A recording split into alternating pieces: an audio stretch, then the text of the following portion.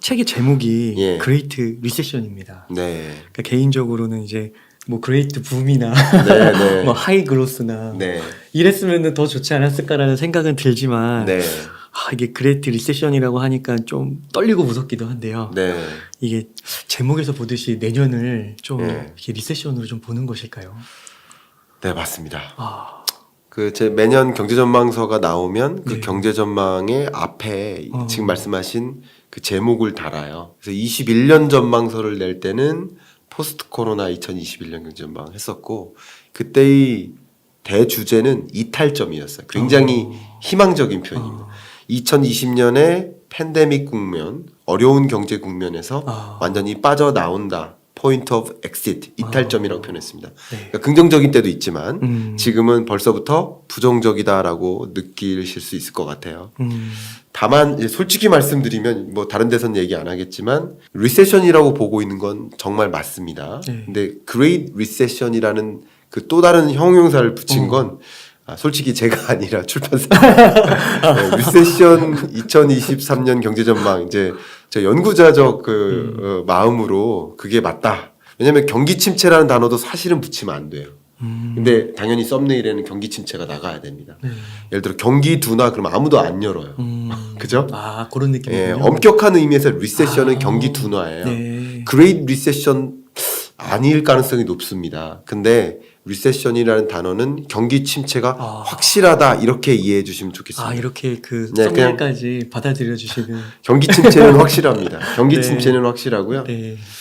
그레이트 리세션은 물론 이렇습니다. 제가 좀 변호를 해본다면 리세션인데 성장률로는 리세션인데 여러분의 체감적으로는 그레이트 리세션입니다. 여러분 체감적으로는 그거는 확실합니다. 왜 그런지는 제가 또 시간이 되면 추가적으로 설명드리겠지만 네. 체감 경제와 실제 경제는 좀 다를 텐데 체감 경제는 그레이트 이상의 리세션이라고 생각하실 수도 있겠습니다. 네. 네, 알겠습니다. 그러면은 그 부분에 대해서 조금씩 뒤에서 또 여쭤보기로 하고 네. 아까 이제 그 이탈점이라고 얘기해 주셨잖아요. 맞아요. 예. 2021년. 네. 그러니까 이렇게 매년 그 경제전망서 시리즈에 무슨 점 이렇게 네네. 붙더라고요. 네네. 그래서 이제 2022년은 희귀점이라고 해주셨고 네, 네, 2021년은 이탈점이라고 해주셨고 네. 그다음에 이번에는 뇌핍점이라고 예. 해주셨더라고요. 예. 그 뇌핍점은 무슨 뜻인가요? 네. 굉장히 어려운 단어예요. 저도 뭐 공부하다가 다른 교수님들하고 단톡방에서 여러 가지 얘기하다가 이제 해외 책 하나를 저한테 올려주셨어요. 카톡방에 어떤 한 노 교수님께서 오래된 책인데요. 그 책 제목이 Austerity입니다. 거기서 영감을 받았습니다. 물론 그 Austerity를 굳이 번역하면 긴축에 해당되는데 더 정확한 번역은 제가 보기엔 내핍이에요. 근데 내핍이라는 단어가 너무 어려워요. 그래서 아마 네이버에 내핍 검색하면 저밖에 안 나와요. 그만큼 내핍이라는 단어를 쓴 적이 별로 없다는 거죠. 우리 일상에서. 네. 그래서 말씀을 드리는 건데 근데 내핍이라는 단어는 제가 쓴 거고 한문인 거죠? 영어 아니고요. 네, 내핍. 한문입니다. 네. 네. 여기서 핍은 궁핍하다 할 때 핍이에요. 어렵고 가난하고 배고프고 굶주리고 그런 핍에 해당되고요. 내는 인내할 내. 그걸 견뎌낸다. 견뎌내야만 하는 해. 이런 뜻이고요. 제가 개인적으로 이 프롤로그를 좀 정말 많이 감정을 담아서 썼는데 제가 펑펑 울면서 썼습니다. 정말. 네, 그 쓰던 국면이나 그 시점을 생각하면 또 이렇게 눈물이 맺히는 수준으로 너무 펑펑 울면서 썼는데. 실제로 눈가가 지금 네, 젖었어요. 정말 펑펑 울면서 그 프롤로그를 시작했는데 정말 너무나 어렵다 보니까 이 내핍을 어떻게 비유할 수 있냐면 우리 소위 어머니들이 자녀한테 유기농 달걀을 사주고 싶은데 그럴 만한 여유가 안 돼서 그 달걀을 내려놔야만 하는 심정. 예. 그리고 우리 자녀가 이제 설을 맞이할 때 추석 선물을 준비해 가야 되는데 그 추석 선물을 마음껏 그 좋은 선물을 못 손에 들고 상대적으로 좀 합리적인 가격의 선물을 손에 들어야 되는 그런 심정. 네. 물론 소고기 2인분 먹고 싶은데 1인분만 먹어야 하는 심정. 이게 다 내핍입니다. 네. 어려움을 그렇게라도 견뎌내는 해 내핍점이라고 했고요. 잠깐 역대 점을 잠깐만 분위기 전환을 위해서 이렇게 말씀 한번 드려보면 2019년 경제 전망할 때 2019년이 굉장히 어려웠습니다. 여러분 잘 모르시죠? 20년과 비교되니까 안 어렵다고 생각하시는데 19년이 20년을 제외하면 가장 낮은 성장률이에요. 아, 그래요? 예, 19년이 미중 패권 전쟁 극에다라고 막 격화될 때 그때 2019년이에요. 그래서 쉽게 말해서 2019년이 어려웠는데 회복되는 듯 하다가 갑자기 코로나19로 또 한 번 침체된다. 그래서 저는 이걸 더블 딥이라고 표현했죠. 그걸 책도 내고 많이 이렇게 얘기를 했는데 아마 그걸 받아들이는 분들이 달랐나 봐요. 시점을 달리 받아들였나 봐요. 저는 이 실물 경제의 두 번 충격을 더블 딥이라고 표현했는데 많이들 책을 안 읽어본 분들이 악플을 다세요. 그게 주가의 충격이었다가 또 주가가 조정되니까 주식 담지 마라 이렇게 생각했던 것 같아요. 저는 반대로 주식할 때가 아니라 이때는 원유 살 때다라고 얘기를 정확하게 했거든요. 2020년 3월 4월부터 원유 사시라고. 그럼 주가보다 더 높게 올랐거든요. 원유 선물 ETF. 근데 어쨌든 그런 걸 제대로 받아들이지 않은 분들이 더블 딥이라는 표현을 쓰면서 그때 좀 많이들 보셨었거든요. 코로나19 중에. 네. 근데 어쨌든 의미가 그렇습니다. 그래서 2019년 경제가 결정점이었어요. 거의 침체가 결정되어 있다시피 하다라고 제가 좀 자신감의 표면이었고 그래서 여러분의 의사 결정이 또 너무나 중요한 시점이다. 결정점. 2020년은 두말할 필요가 없습니다. 대전환점. 에너지 대전환, 디지털 대전환, 그 밖에 뭐 언택트로의 전환, 수많은 대전환을 우리는 겪었죠. 2021년을 이탈점, 충격에서 벗어나는 거, 그리고 22년 말씀하신 것처럼 회귀점. 코로나19 이전 수준의 모습으로 돌아간다. 지금 우리가 코로나19를 무서워하지 않잖아요. 네. 그냥 다 뿜뿜하잖아요. 그런 리오프닝이라든가 이런 것을 의미하는 표현이라고 볼 수 있겠습니다. 그리고 내핍점 23년 경제는 정말 가난한 해. 모두가 가난한 해. 가계, 기업, 정부 다 가난한 해. 그렇게 비유해보면 적절하지 않을까 생각합니다. 경제 주체들이 그 고통을 잘 나눠야겠네요. 맞습니다. 네. 그러나 2022년은 디레버리징의 시대예요. 빚 갚아야 되는 시대예요. 실물 경제의 성장률이나 다른 지표도 좋지 못합니다만 여러분이 체감하는 경제는 그래서 더 어려울 겁니다. 물가는 다 오르고 그런 것들을 여러분 실감하는 시점은 23년 1분기도 아닐 것이다. 저는 그렇게 보고요. 좀 1분기 끝자락 그 정도부터 그러면요, 교수님 그 책으로 한번 들어가봐서 네.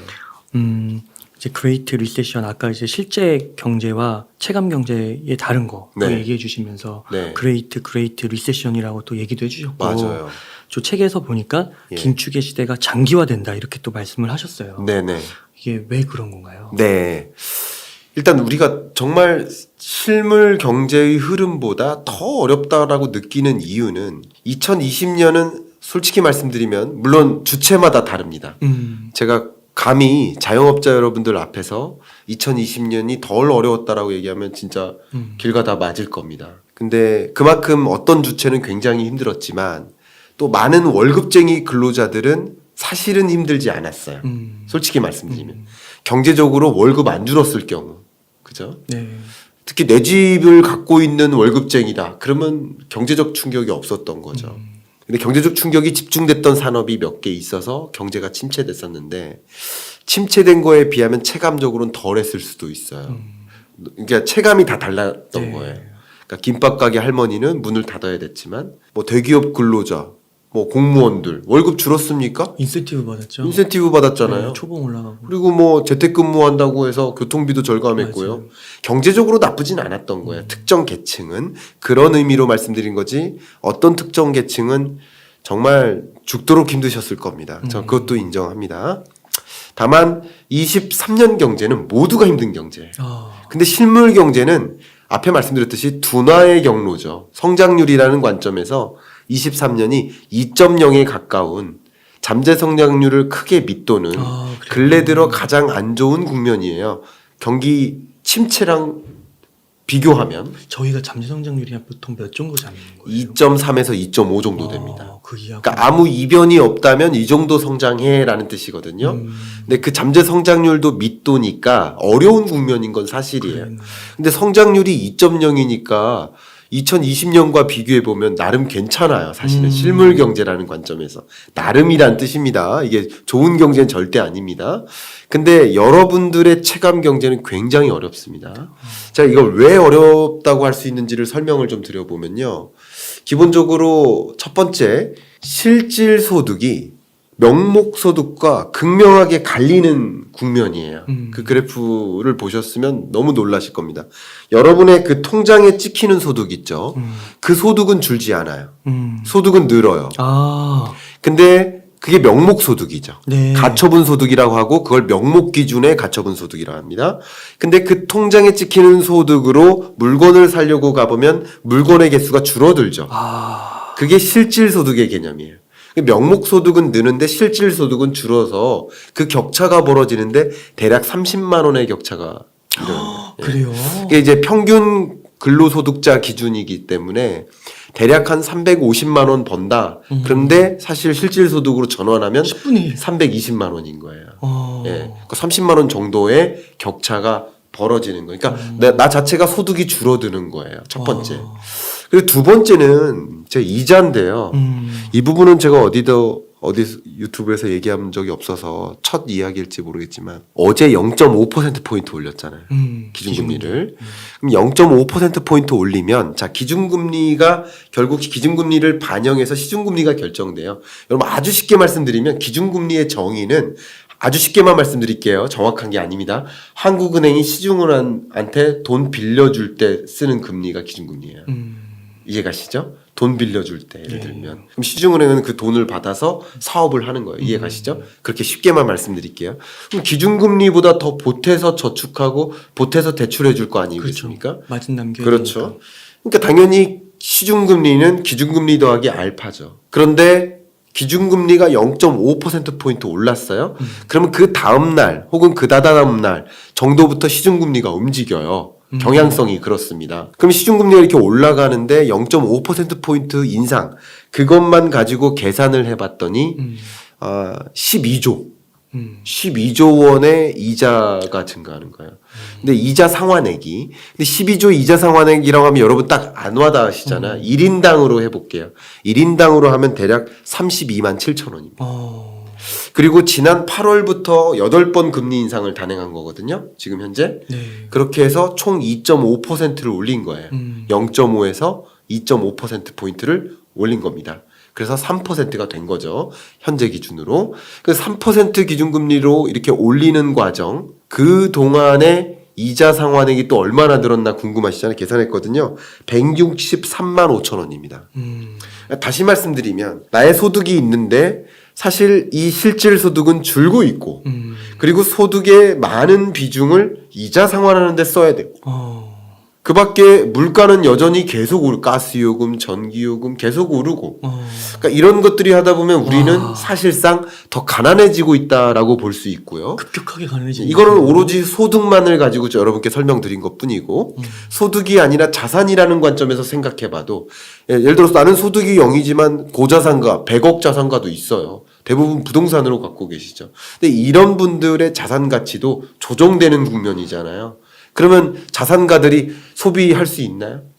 돈이 많이 있어도요. 여러분 제가 현금화해야 되니까. 제가 이런 얘기해도 될지 모르지만 어제 앵커분하고 방송을 하는데 카메라 딱 들어오기 전에 얼마나 힘들어하는지 아세요? 주식 떨어졌다고.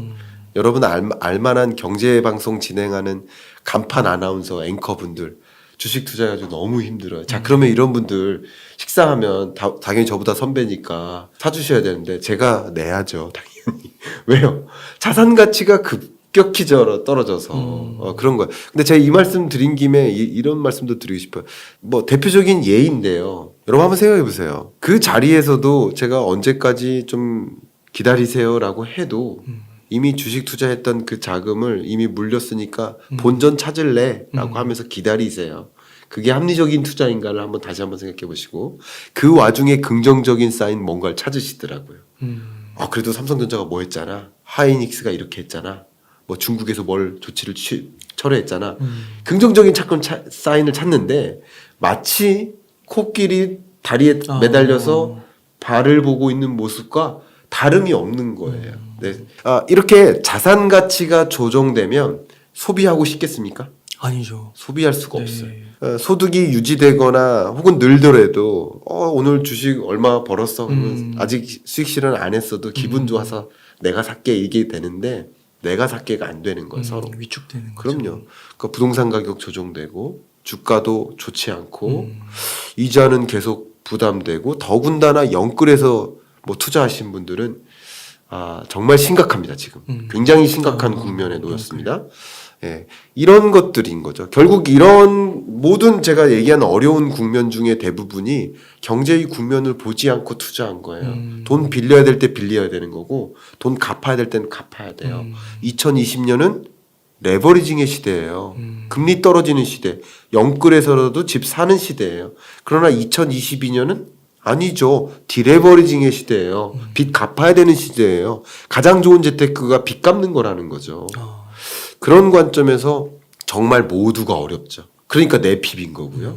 실물 경제의 성장률이나 다른 지표도 좋지 못합니다만 여러분이 체감하는 경제는 그래서 더 어려울 겁니다. 물가는 다 오르고 이자 상환 커지고 소득은 쫄아들고 이런 것들 자산 가치도 줄어들고 심리적으로 또 위축되고. 네, 더 그렇습니다. 힘들겠네요. 그리고 기업들도 구조조정합니다. 자, 어제까지 우리나라를 대표하는 상위 몇 대 기업의 한 반 이상이 비상 경영 회의를 개최했습니다. 진짜요? 네, 저는 이제 그런 경영 전략 회의에 종종 가고 있기 때문에 조금 더 상황을 제가 참석할 수 있으면 가는데 참석 못하면 못 가는 거잖아요. 근데 어쨌든 그런 게 개최된다는 건 알고도 있겠. 근데 신문에도 많이 나옵니다. 네, 신문에도 많이 나옵니다만 비상 경영 회의 할 때 무슨 얘기할까요? 소비 줄 것 같아. 금리 올라갈 것 같아. 더 민감합니다. 기업들이. 금리 올라가면 신산업 진출하겠다. 뭐 신제품 개발하겠다. R&D 예산부터 줄입니다. 제일 먼저 줄이는 게 뭘까요? 당장 돈 안 되는 것부터 줄이는 거예요. 그래서 사업군이 여러 가지가 있습니다. 여러분 잘 아실 거예요. 경영학고 공부하신 분들은 잘 아실 텐데 스타 사업군이 있고 대표적으로 또 캐시카우 사업군 뭐 이런 것들이 있는데 당장 돈이 되는 걸 캐시카우 사업군이라고 하고 스타 사업군은 지금 돈은 안 되지만 미래에 돈이 될 거야 하면서 투자하는 근데 이런 걸 다 철회시키는 거예요. 뭐 비슷한 예는 아니지만 애플에서 얼마 전에 그 증산 계획 아이폰 14 증산 계획을 철회했었잖아요. 주가 폭락했잖아요. 맞아요. 그래서 그런 것들이 그런 겁니다. 비상경영 회의 해가지고 야 생각보다 경기 침체 더 강하게 올 것 같아. 생각했던 것보다 금리가 더 올라갈 것 같아. 우리 계속 원자재 가격 오르기 때문에 이거 공급망 해소 안 될 것 같아. 그러니까 계속 우리 어려울 것 같아. 그리고 공장도 계속 가동률 100%못 올릴 것 같아. 이런 것들을 계속 논하는 거예요. 논해서 뭐를 철수하자, 구조조정하자. 그러면 어떻게 될까요? 인센티브도 줄고 고용 침체도 옵니다. 그러니까 이런 것 지금 오는 거 아닙니다. 오는 시점은 좀 뒤에 있습니다만 언제가 침체에 본격화할까는 제가 또 말씀드리겠죠. 이건 썸네일에 가까우니까 제가 유튜버이기 때문에 저도 좀 압니다.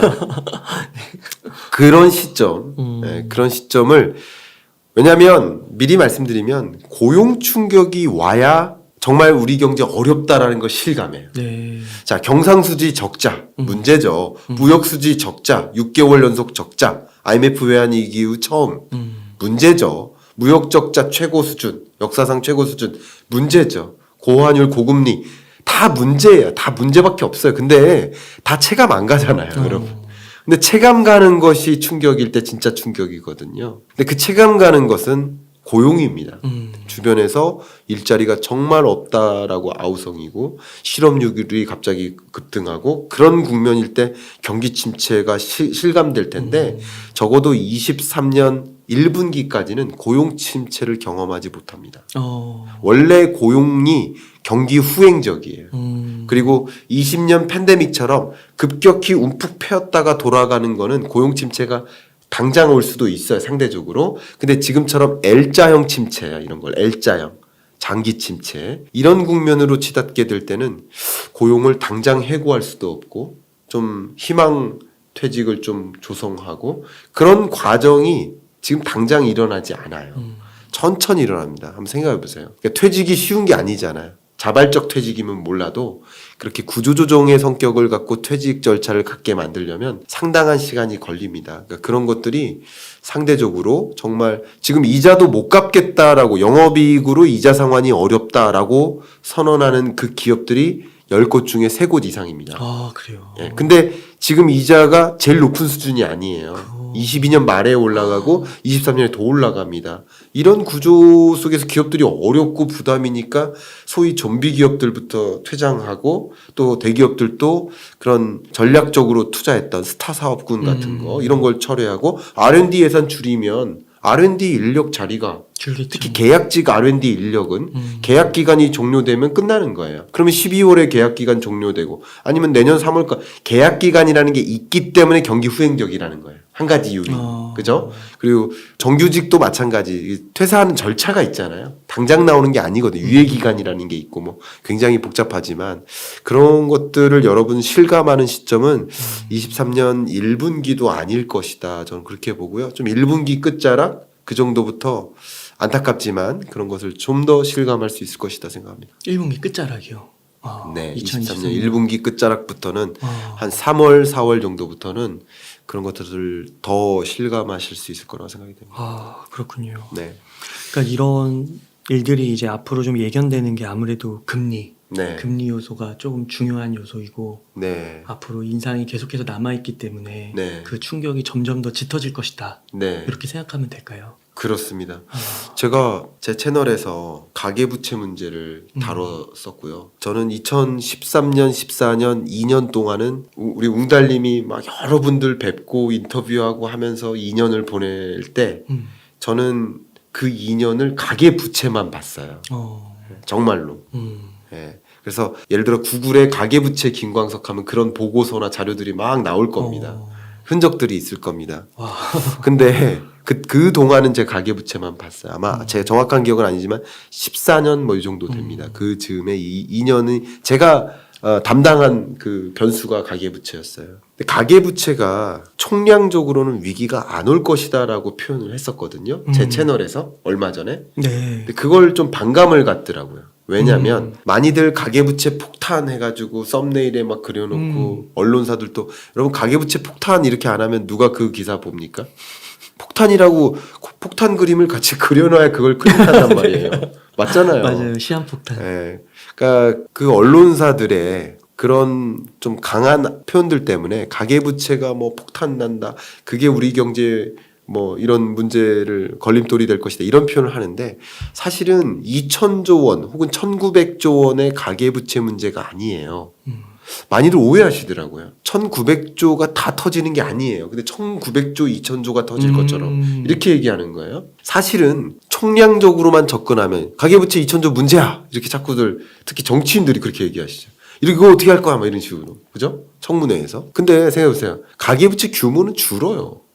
금리가 올라가면 자연히 줄어요. 실제 그런 게 나타나잖아요. 가계부채 규모가 분기별로 줄어드는 현상이 이번 올해 처음 나타나는 현상이에요. 네. 그러니까 가계부채 규모의 문제가 아니라는 걸 강조한 거예요. 왜 주는 거예요? 금리 올라가면 가계부채 짊어질 거예요? 아, 갚는 거예요? 디레버리징 한다고요. 가계부채 더 지지 않아요. 빚 갚아요. 집 팔고라도 갚고.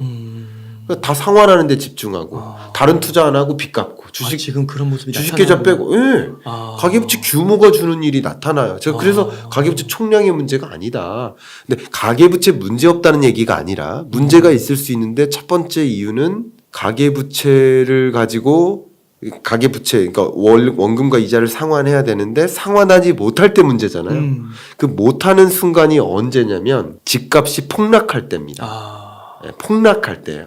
가장 대표적으로 쉽게 말하면 이 집을 정리해도 예를 들어 경매를 해도 그 빚을 다 못 갚아요. 그러면 금융부실이 연결되는 거예요. 그러니까 그럴 땐 위험하죠. 근데 폭락할까라는 것은 한번 생각해 보시고 그건 다음에 또 주제로 다뤄드리도록 하겠고요. 가계부채 문제의 본질은 폭락하게 되면 문제입니다. 문제 있을 수 있어요. 왜냐하면 주택담보대출이 전체 2,000조 중에 한 6, 70% 차지하거든요. 그러니까 담보대출에 문제가 되면 금융부실로 연결이 될 수 있죠. 뇌관이 될 수 있습니다. 근데 폭락이라는 게 어려워요. 폭락이라는 거. 의외로 폭락은 떨어져도 2020년 2월 달 그때 팬데믹 위기 오고 그때부터 가격이 급등했잖아요. 급등했다 떨어지잖아요. 아직 이거보다 높아요. 그럼 이걸 폭락이라고 할 수 있나요? 하락이라는 표현을 할 수 있죠. 폭락은 아니죠. 솔직히. 그런 면에서 말씀드리는 거고. 근데 그거보다도 떨어지고 그러면 진짜 폭락이죠. 물론 이 영상을 보시는 분들 어떤 분들의 경우에는 야 우리 집은 이만큼 떨어져서 힘들어. 예 맞습니다. 그런 분들이 계시다. 그럼 그런 분들이 뭐냐? 그게 고위험군이에요. 네. 예, 고위험군을 정의해야 돼요.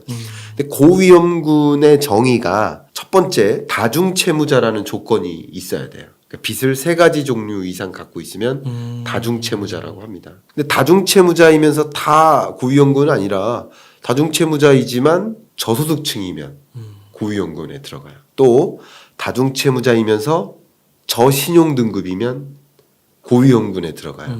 금융권에서 그렇게 판단하고 있어요. 네. 다른 말로 생각하면 저소득층인데 다중채무자예요. 그리고 저신용등급인데 다중채무자예요. 그럼 이들이 짊어진 빚은 못 받을 수도 있겠구나. 부실채권의 성향이 강하겠구나. 라고 판단하는 그런 종류의 부채예요. 예, 그 부채 규모는 조금 늘고 있습니다. 근데 그게 70조가 안 돼요. 그러니까 2,000조의 문제가 아니라 제 채널에서 여러분께 말씀드릴 때는 2,000조의 문제가 아니라 100조의 문제다라고 말씀드리는데 사실 100조도 아니라 69조의 문제인 거예요. 정확히 말씀드리면 그렇기 때문에 가계 부채 문제가 폭탄처럼 터지거나 이런 건 아니고요. 어떤 특정 계층, 취약계층들의 삶의 질이 엄청나게 어려워지는 그런 면에서 또 역시 내핍점에 부합하는 그런 성격의 경제다. 이렇게 생각합니다. 네. 그래서 이제 금리가 이렇게 이제 올라가면은 그런 취약계층에 계신 분들은 더 힘들어지는 현상이 네. 나타날 거고 수면 위로 이제 드러나겠네요. 네, 맞습니다. 4% 밑으로까지 떨어지면 금리는 인상하더라도 인상 속도가 둔화되겠죠. 그런 것은 굉장히 이 투자자 관점에서 유의미합니다. 그러면 이렇게 되죠. 그래프가 이렇게 그려지다가 갑자기 이렇게 되겠죠. 그럼 이게 뭡니까? 이걸 변곡점이라고 하잖아요. 그런 지점은 굉장한 시그널이라고 말씀드릴 수 있겠습니다. 다만 23년 경제도 고물가 시대인 건 맞습니다. 여전히 인플레이션 시대인 건 맞습니다. 요즘에 유럽도 굉장히 좀 심각하잖아요. 네. 이슈들 많이 나오고 있고 네. 뭐 유럽 할 거 없이 뭐 일본, 중국, 뭐 신흥국 다 이렇게 막 곳곳에서 이슈들이 쏟아지고 있는데 네. 좀 금리 인상 이슈와 이렇게 좀 연결이 돼서 네. 좀 어떻게 보고 있으신지 궁금합니다. 정말 이 복합 위기라는 표현을 쓰기 적절한 시점인 것 같아요. 기본적으로 전쟁이라는 게 배후에 깔려 있는 위기 상황인 건데요. 첫 번째는 이 금리를 놓고 경주하다시피 하고 있어요. 저는 오늘 낮에 한 방송에서 뭐라고 표현했냐면 장거리 쇼트트랙을 뛰는 것 같다. 이제 단거리는 좀 다르지만 장거리 쇼트트랙은 속도 경쟁이 아니잖아요. 순위 경쟁이잖아요. 그렇기 때문에 다 같이 천천히 달리면 힘을 덜 들이고 1등 할 수도 있고 꼴등 할 수도 있는 건데 누군가 한 명이 치고 나가 버리면 다 같이 빨리 뛰어야 되잖아요. 그러니까 꼴등도 힘들고 1등도 힘든 그런 국면인 거예요. 그래서 장거리 쇼트트랙인 것 같고 미국이 치고 나갔고요. 그리고 갑자기 영국, 유로존, 스웨덴 같은 유러피언 국가들이 치고 나갔어요. 그러니까 다른 나라들도 치고 나가는 거예요. 사실 유로존이 치고 나가기 전에 스웨덴이 치고 나가기 전에는 그때까지만 해도 우리 한국은행에서의 스탠스가 뭐였어요? 0.25, 0.25. 남은 두 번의 금융통화위원회에서 우리는 0.25씩만 올리겠다라고 했다가 어제 0.5%포인트 올리고 또 다음 11월에도 0.5%포인트 또 올리겠다. 올릴 수도 있다. 결국 우리도 속도를 올려놓은 거잖아요. 다시 말하면 22년을 놓고 봤을 때 터미널 레이트, 그 고점이 올라간 거잖아요. 그거 앞당겨 놓는 거. 다 같이 힘든 거예요. 네. 그리고 역시 오늘 밤에 발표되는 그 CPI에 따라서 또 미국은 결정적인 그런 칼을 단행할 수 있습니다. 칼을 선보일 수 있습니다. 그런 것들이 계속 경기 하방 압력이고 금리의 역습이 시작되는 거죠. 왜냐하면 그 고금리는요. 한번 해보세요. 자, 금리 인하의 개념을 제가 아주 쉽게 설명드릴 때 경할몬 여러분들을 위해서 설명드릴 때 마치 인공호흡과 같다 이렇게 설명드려요. 금리 인하를. 네. 숨을 못 쉬어요. 다쳤어요. 그럼 제가 어떻게 해야 될까요? 인공호흡 해야죠. 그러면 숨 못 쉬던 사람이 숨이 쉬워지죠. 그 숨이 다 쉬워지면 이제 어떻게 합니까? 이제 더 이상 인공호흡을 멈춰야죠. 알아서 숨 쉬니까.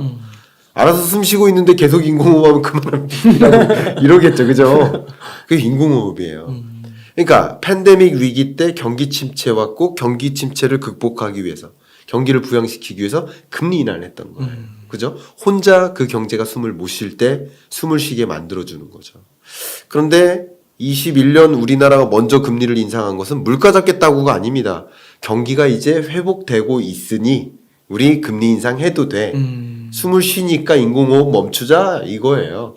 경기 회복이 전제가 돼야 돼요. 그러니까 예를 들면 미국에서 고용시장이 진짜 강하다라는 성적표가 나오면 주가가 그 다음날 급락하죠. 왜?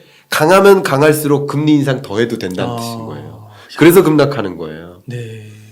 그러니까 이런 것들을 보면 좋겠는데 그러니까 경기 회복 여건이 나름 뒷받침되는 그런 선진국들이 제가 22년 전망서 말씀드릴 때 가장 중요한 22년의 특징 중에 하나가 불균형 회복이다.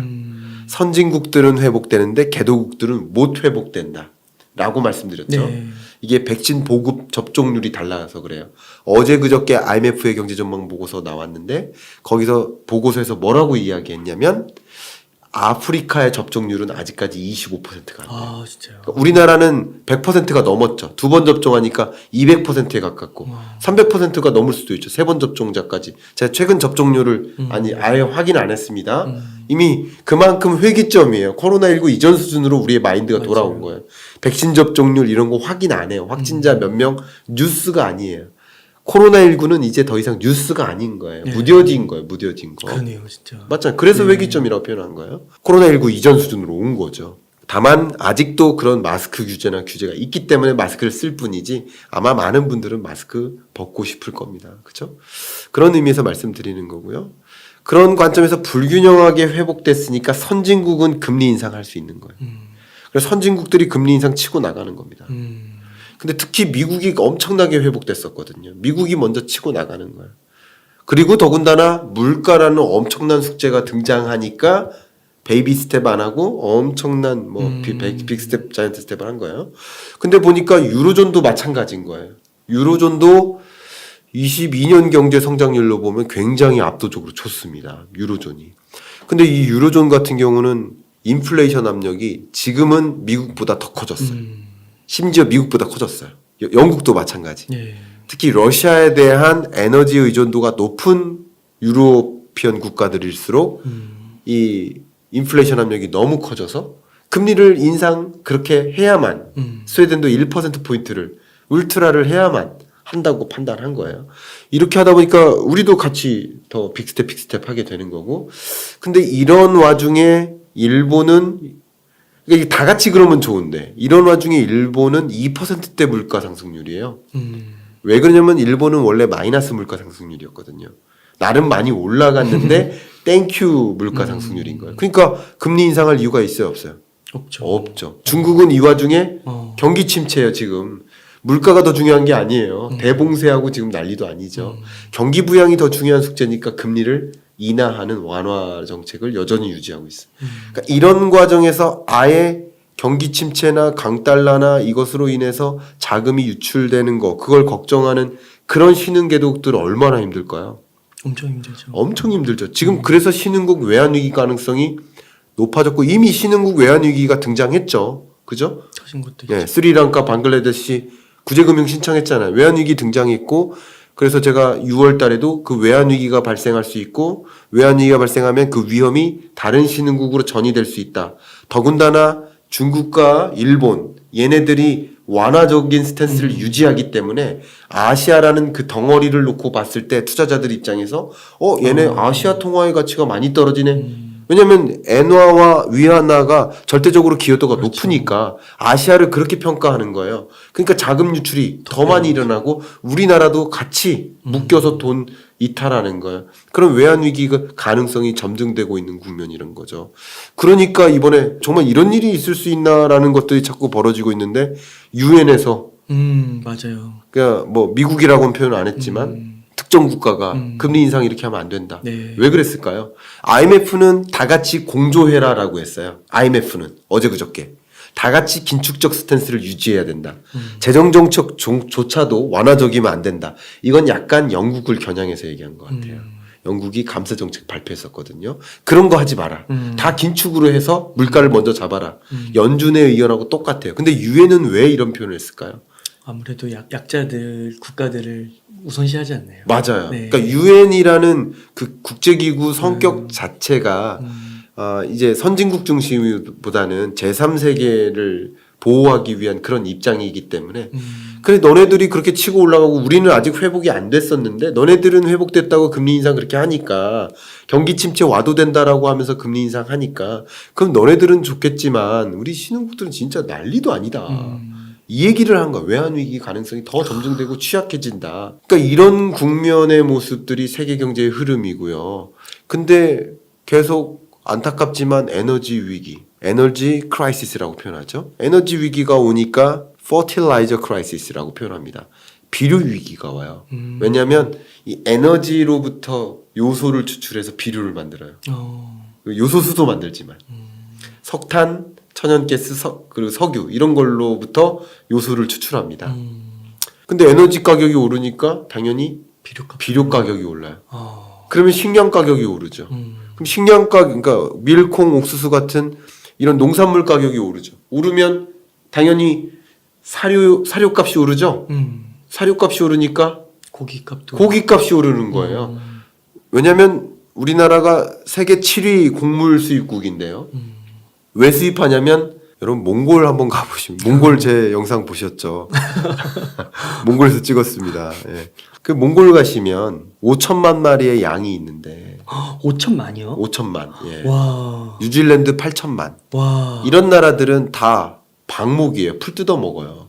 근데 우리나라의 이 그 낙농은 어떻습니까? 비료래요. 사료주잖아요. 그러니까 사료가 더 곡물 수입량이 많은 그 산업 구조예요. 우리나라 가둬놓고 키우고 하니까. 그러니까 사료 가격이 오를 때 더 취약한 거예요. 서유류 같은 기업들 공급업체가 누구예요? 목장주잖아요. 저는 기업을 방문하니까 이분들이 얼마나 힘든지 제가 알거든요. 우유값은 올리지 말라고 그러고 정부에서. 근데 이 사료값이 올라가지고 사료값이 전체 이 생산 비용의 55% 정도 차지해요. 와. 소고기를 뭐 예를 들어 5kg 만드는 비용이 5만 원이다 만약에 그 중에 한 55% 정도가 사료 비용이라고 볼 수 잘 있어요. 먹어야 되는 거군요. 그래야 우유가 나오는 거군요. 그렇겠죠. 우유, 고기 다 마찬가지예요. 그러니까 이게 결국 식량 위기에서 뭐 전반적인 물건의 가격이 올라요. 당연히 소고기 가격 오르면 우리 식당 가서 먹는 식당 가격도 오르는 거고 그러면 그런 것들이 반영되다 보면 다 오르는 거예요. 다. 그래서 모든 물건의 가격이 오르면서 지금은 인플레이션 시대가 온 거예요. 아까 말씀해 주신 그거네요. 실제 체감 경제의 네. 어려움. 자, 그거를 책에다가 그림을 넣었는데요. 네. 그림을 어떻게 넣었냐면 이 방망이를 때렸어요. 이 방망이가 뭐냐면 경제 제재. 경제 제재가 방망이를 딱 때리니까 먼저 에너지 위기가 와요. 도미노. 에너지 위기들이 오더니 이제 인플레이션이 나를 때리는 거예요. 바이든을 때리는 거죠. 지금 그런 국면이에요. 그런 국면에 처해 있기 때문에 정말 이 녹록지 않은 모든 것들이 위기인데 거기에 금리까지 올라보니까 어렵고 어제 그저께 IMF 경제전망 보고서에서 제가 아주 의미심장한 부제를 읽었는데요. 좀 놀랐습니다. 이런 표현을 하기가. 별 위기, 그러니까 crisis 이런 단어를 계속 붙이다가 이번에 crisis라는 단어를 뭐라고 붙였냐면 cost of living crisis. 이거 이제 그 있는 빼기 표시가 들어가야 됩니다. cost 빼기 of 빼기 living. 그래 형용사가 되잖아요. cost of living 생활비 crisis. 내핍점을 설명하는 거예요.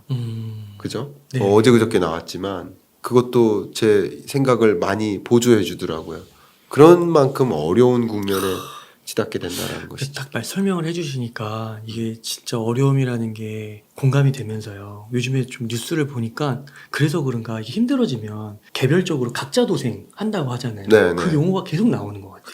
힘드니까 이제 뭐 나부터 챙겨야지 다른 사람을 볼 여유가 없어지는 것 같고 네. 점점 더 그런 쪽으로 가는 것 같고요. 맞습니다. 남을 지켜줄 네. 여유도 많이 없어지고 그리고 기업도 정말 내 코가 석자다. 네. 그래서 허리띠 졸라매고 그런 모든 국면이니까 그래서 그냥 궁핍하다는 표현보다 여러분이 그것을 스스로 이겨내야 되는 시대. 음. 네, 그렇게 표현하는 게 맞지 않을까. 그래서 내핍이라는 단어를 선택했습니다. 그 교수님께서 이렇게 강조해 주시는 게 항상 세 개를 봐야 된다. 네, 물가, 금리, 자산 이렇게 얘기해 주시잖아요. 맞아요. 그래서 이제 금리 부분 앞단에 이제 물가가 있는 거잖아요. 네. 지금 이런 현상들이 벌어진 근본적인 이유 중에 맞아요. 하나라고도 볼 수 있고 맞아요. 어떻게 물가는 좀 정점을 찍었다고 얘기는 할 수 있는 걸까요? 네. 우리 웅달님하고 정말 여러 차례 줌에서 만나고 대면으로 만나서 말씀드렸던 똑같은 이야기인데요. 물가 금리 시장이죠. 근데 그 시장 중에 하나가 자산 시장 말씀 주신 거고요. 물가 정점 찍었죠. 제가 보기엔 물가 정점 찍었습니다. 네. 다만 물가 정점 찍은 게 아니라 물가 상승률 정점 찍었다 이렇게 표현을 정확하게 해드리겠습니다.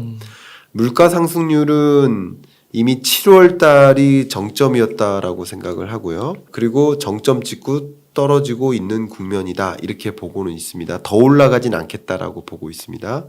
심지어 오펙 플러스 회원국들이 오펙 회원국과 플러스 국가들이 감산 합의에 도출을 했어요. 도출했지만 감산 합의 이행은 다른 얘기입니다. 전혀 다른 얘기입니다. 전혀.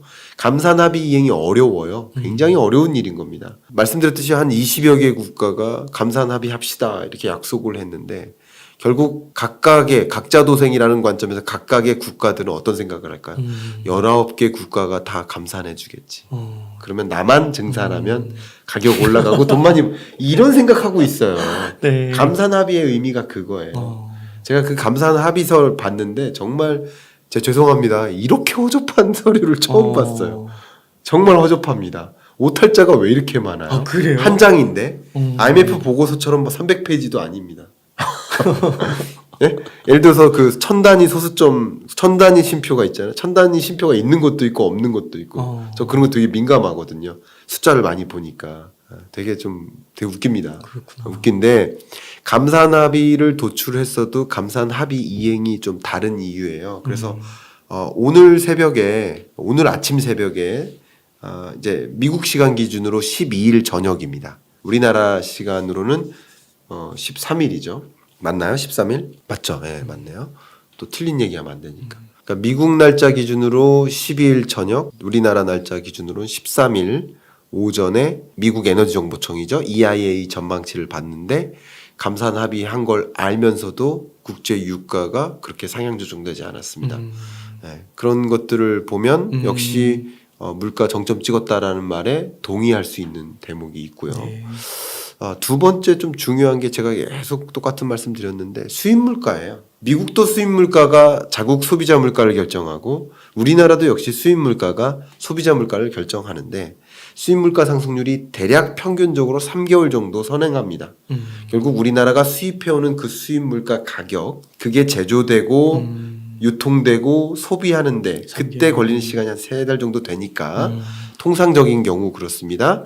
그렇기 때문에 소비자 물가 상승률이 3달 있다가 안정화되는데 이미 제가 그래프 보여드렸었죠. 아마 그 영상 찾아보시면 됩니다. 제 기억에는 제가 한강공원에서 우리 인터뷰하면서 수입 물가 상승률하고 보여드리면서 말씀드렸던 것 같아요. 네. 수입 물가 상승률이 올라가면 조금 있다가 소비자 물가 올라가고 맞아요. 근데 이게 맴돌고 있거든요. 그러니까 정점 찍었다라는 것에 거의 한 표에 해당되고요. 그다음 가장 중요한 것은 물가 상승률과 물가가 다르다고 했잖아요. 근데 물가 상승률은 물건의 가격이 얼마나 상승했나 상승률로 표현해 본 건데 항상 말씀드리지만 비교 연도가 중요하다. 그런데 21년 7월까지만 해도 인플레이션 시대라고 보지 않았는데 7월 이후부터 인플레이션이 시작됐어요. 그러면 그때 가격이 이만큼 올랐기 때문에 그 오름폭을 계속 유지하기란 굉장히 어려운 거예요. 예를 들면 국제 유가가 70달러에서 100달러로 올랐습니다. 네. 그러면 130달러로 오르지 않는 한 여전히 30달러 수준이잖아요. 네. 격차가. 네. 근데 그 같이 30달러씩 올라도 상승률은 떨어져요. 그렇죠. 그렇죠? 네. 상승률은 맞아요. 떨어져요. 그게 네. 물가 상승률의 개념이잖아요. 근데 100달러 찍고 90달러, 80달러로 보고 있는데 근데 물가 상승률이 올라갈 거냐라는 거죠. 그런 관점에서. 그래서 비교 연도가 더 중요하고 비교 연도 시점이 2021년 7월 이후랑 비교했을 때 2022년 7월 이후부터는 고점 찍고 떨어질 가능성이 높다는 거죠. 굳이 따지면 2022년 7월까지 고점을 향해서 계속 올라갔던 이유는 상당한 기여가 21년 5, 6, 7월 물가 상승세가 낮았기 때문이라고 볼 수도 있는 거죠. 그러니까 그 밖에도 여러 가지 근거를 들어드릴 수 있는데 그런 여러 가지 면에서 물가 상승률은 고점을 찍고 이제 안정화되는 모습이라고 판단을 하고 있습니다. 다만 물가 상승률이 고점인지 아닌지는 중요치 않다. 그 중요하게 여기는 사람들은 금융사들이고 파월 입장에서는 상대적으로 혹은 금통위 위원들, FOMC 위원들 입장에서는 제가 그 다음 미국 FOMC 회의 때는 워싱턴에 가거든요. 기회가 된다면 제가 웅달님하고 네. 워싱턴에서 제가 연결해서 즉시 분석도 역시 이어갈 수 있도록 할 텐데 제가 여러 미팅들 페드도 가긴 하지만 미팅들이 있어서 그게 겹치면 또 못할 수도 있겠죠. 네, 최대한 제가 만들어 보겠습니다만 어쨌든 그 연준 위원들의 생각에는 정확하게 거론했죠. 근데 사실은 정확하게 거론할 필요도 없는 일인 거거든요. 왜냐하면 쓰여 있어요. 우리나라의 목표 안정 물가는 2%다. 우리나라 한국은행에도 쓰여 있고 한국은행의 목적은 한국은행법 1조 1항 국가기관은 법에 의해 존재한다는 뜻이잖아요. 국가기관은 그러니까 한국은행법이 있을 거 아니에요. 1조 1항이 물가 안정이라는 표현이 들어가 있어요. 1조 1항. 한국은행의 설립 이유가 뭐다? 물가 안정이에요. 그러니까 물가 안정하는데 그 물가 안정의 의미가 뭐냐? 목표 물가를 만드는 게 물가 안정이에요. 그러니까 5% 6%의 물가는 물가 안정이 아니에요. 2%를 맞춰줘야 목표 안전 물가에 부합하고 그게 안정한 물가예요. 그걸 이루기 위해 노력하겠다라고 얘기한 것 뿐이에요. 잭슨홀 미팅 때 그걸 가지고 놀란 거죠, 사람들은. 그게 당연한 건데. 그러니까 금융시장에서 자꾸 조성해 놓은 거예요. 뭐라고? 고점 찍고 떨어졌다. 이제 금리 인상 더 이상 없다. 지금이 주식 저점이다. 담아라. 언제부터? 지난 22년 3월, 4월, 5월 내내 그 얘기했잖아요. 근데 제가 6월에 나와서도 앞으로도 계속 떨어질 거다. 22년 끝자락까지는 주식이 좋지 못하다. 그 말씀 그때도 드렸잖아요. 네. 그래서 그런 거죠. 어쨌든 2%라는 목표 물가를 이룰 때까지는 금리 인상을 해 나가겠다. 다만 그래도 고점 찍고 상당히 많이 떨어지면 특히 이제 4%대가 그 기준입니다. 스태그플레이션을 정의할 때 4%를 넘는 그 물가 상승률이 어느 정도 유지된다라는 조건이 있거든요. 그런 면에서 4%가 기준선이 될 텐데 4% 밑으로까지 떨어지면 금리는 인상하더라도 인상 속도가 둔화되겠죠. 그런 것은 굉장히 이 투자자 관점에서 유의미합니다. 투자자 관점. 금리는 계속 인상하겠지만 금리 인상 속도가 둔화된다. 그러면 이렇게 되죠. 그래프가 이렇게 그려지다가 갑자기 이렇게 되겠죠. 그럼 이게 뭡니까? 이걸 변곡점이라고 하잖아요. 인플렉션 포인트라고 하죠. 기울기가 갑자기 달라지는 지점. 그런 지점은 굉장한 시그널이라고 말씀드릴 수 있겠습니다. 다만 물가 상승률이라는 관점에서 정점을 찍고 안정화되는 기조로 갈 것이고요. 다만 23년 경제도 고물가 시대인 건 맞습니다. 여전히 인플레이션 시대인 건 맞습니다. 그러니까 호플리 3%대까지만이라도 떨어졌으면 좋겠는데 3에서 4 그 정도에 머물 것으로 보고 있고요. 2% 밑으로 떨어지긴 어렵겠다라고 보고 있습니다. 그렇기 때문에 그림을 그려보면 22년 끝자락에 금리 인상 속도가 조금 둔화되고요. 그죠? 그리고 23년 상반기까지도 여전히 금리 인상을 하고요. 그러나 베이비 스텝으로 하고요. 그리고 23년 중반부터는 계속 맴도는 거죠. 그런데 종전까지만 해도 이게 요렇게 올라갔다가 맴돌 거고 금방 떨어질 줄 알았는데 이제 경기부양적으로. 근데 생각보다 더 많이 올라가고 더 가파르게 올라가다가 그리고 더 오래 맴돌다가 안 떨어지고 계속 가는 이런 흐름. 그게 금리의 향방 이렇게 볼 수 있을 것 같고 시중금리는 그것에 비슷하게 움직일 것입니다. 그래서 연말 기준으로는 대출금리가 8%대 그 정도를 기록할 것으로 생각하고 있습니다. 굉장히 많이 비싸지죠. 네. 미국에서 제롬 파월이 재밌는 일인데 작년에 인플레이션 현상을 받아들이지 않고자 여러 가지 것들을 얘기하다가 우리는 연간 기준 인플레이션율에 기초하겠다. 뭐 한 번, 두 번 뭐 2%를 초과하는 높은 물가가 나오다 하더라도 그것 때문에 금리 인상하지 않겠다라는 표현을 하면서 연평균 목표 물가 제 뭐 이런 것을 도입한 적이 있어요. 네. 그렇기 때문에 연평균 기준으로 하는 게 맞다고 생각을 합니다만 근데 금통위가 1년에 8번 열리잖아요. FOMC도 8번 열리고요. 그 8번 열리는 이유는 그때그때의 거시경제 상황과 물가를 봐가면서 하는 거기 때문에 연평균까지 봐가면서 할 수는 없다고 생각이 되고 더군다나 금리를 인하해야 되는 그 필요성이 생긴다.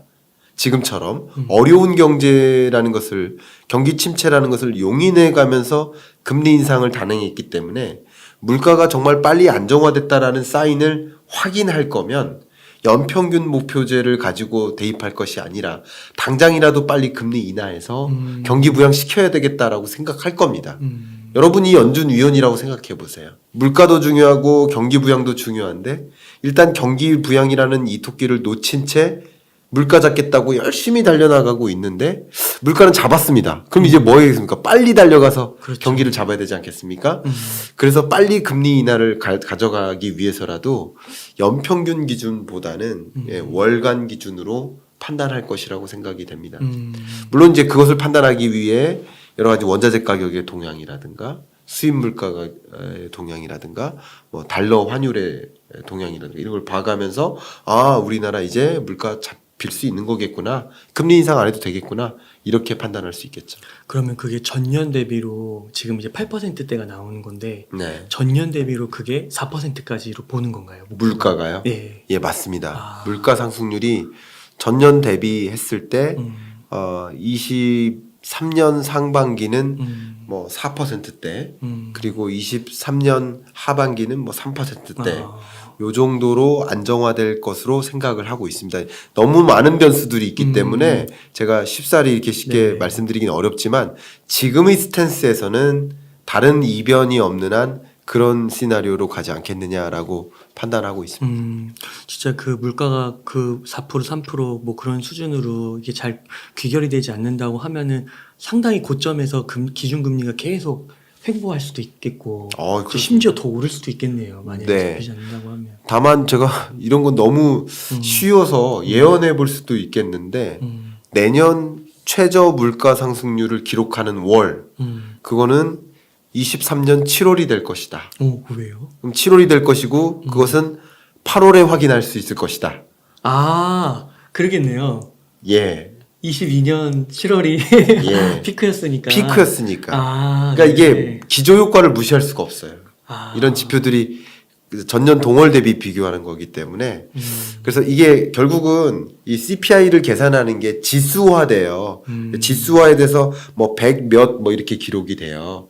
그래서 100 몇으로 지금 이달의 물가를 표현해 본 거고 그 지수가 전년 동월 대비 얼마나 상승했나를 계산해서 물가 상승률이 나오는 겁니다. 그러니까 그 CPI라는 것이 그만큼 급등하지 않는 한 그게 상대적으로 어렵다는 것이죠. 굉장히 조심스럽지만 우리 한번 확인해 보는 절차도 가져보면 어떨까 생각합니다. 기저효과라는 부분을 감안한다면 다른 이변이 없는 한 그럴 가능성이 높다라고 보고 있습니다.